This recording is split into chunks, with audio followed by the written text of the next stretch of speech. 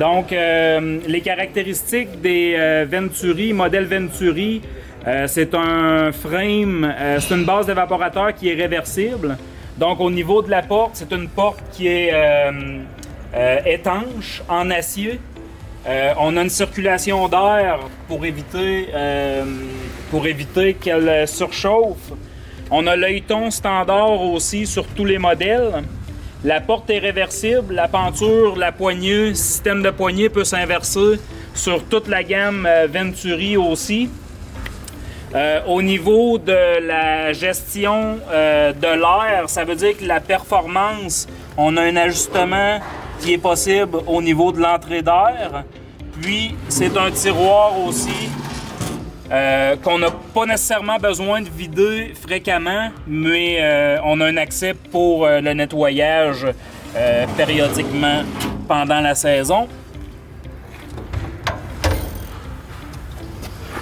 Si on regarde à l'intérieur, donc c'est une isolation au niveau de la porte en laine de céramique. L'œilleton, étant donné que c'est un évaporateur qui va être en pression négative, l'œilleton demeure propre en tout temps. Ce qui n'est pas le cas au niveau d'une bouilleuse qui est airtight. Au niveau du bricolage, c'est la brique qui est installée debout. Encore là, vu qu'on est en négatif, on n'a pas besoin de protéger la base d'évaporateur autant qu'une Intensifier, par exemple, qui fonctionne proche de la compression. Puis on a une grille unique qui est étanche aussi. Tout le passage d'air se fait avec les deux trous qu'on peut voir dans le modèle qu'on a ici pour la 2x4. Fait qu'on a quelques modèles différents en fonction de la dimension. Et ici, on a le modèle 2x4. Ça fait que c'est une configuration de panne qui est disponible.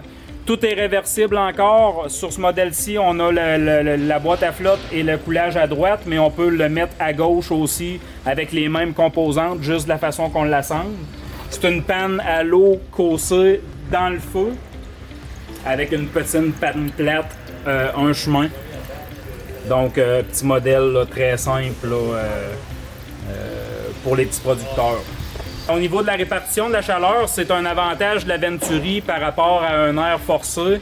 C'est qu'étant donné qu'on n'est pas en compression, puis qu'on vient tirer sur notre chaleur, ça fait une bouilleuse qui a moins tendance à brûler au niveau de la panne à sirop à l'avant. Donc, ça fait beaucoup de sens là, dans au niveau du sirop d'érable. Ben, c'est peut-être qu'il y a une petite perte au niveau de la performance qu'on pourrait aller chercher en compression, mais ça fait beaucoup plus de sens au niveau du sirop d'érable pour avoir une chaleur qui est uniforme, qui est bien répartie en avant, puis en arrière de l'évaporateur. Donc, on a moins l'effet de point chaud à l'avant. Si on regarde au niveau de la cheminée, ben, tout le power se trouve à être là. En réalité, c'est un évaporateur qui est semblable à un évaporateur conventionnel. Par contre, on stimule une tire artificielle avec l'effet Venturi comme on utilise sur notre gamme d'évaporateurs Master. Ça veut dire que ça nous permet de forcer l'air primaire en attirant au lieu d'en poussant. Donc, c'est le principe qu'on utilise au niveau de la Venturi pour toute la gamme d'évaporateurs jusqu'à 415. C'est des chaleurs dans la cheminée qui peuvent monter assez hautes. C'est un évaporateur encore là qui n'est pas dans le but, si on compare avec un Intensifier, qui n'est pas nécessairement avec un objectif d'économie de bois, mais vraiment de donner à faible coût une capacité d'évaporation élevée.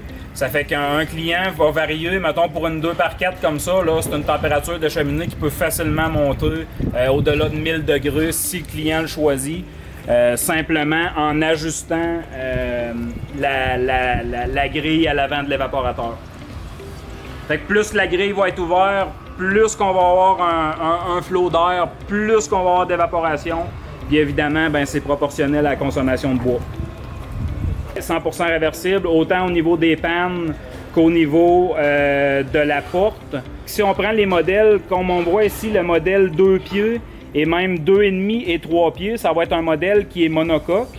Fait que c'est vraiment simple de fabrication. C'est un modèle qui est tout en tôle pliée, assemblé. Ça fait que c'est quelque chose de nouveau pour la gamme CDL. Puis à partir de 3,5, ben, on a les modèles plus conventionnels, étant donné qu'on veut un frame plus robuste avec du tube en acier. Puis le capage, une partie de capage stainless peut être ajoutée si un client veut l'avoir. Sinon, le modèle de base il est peinturé noir comme celui-là.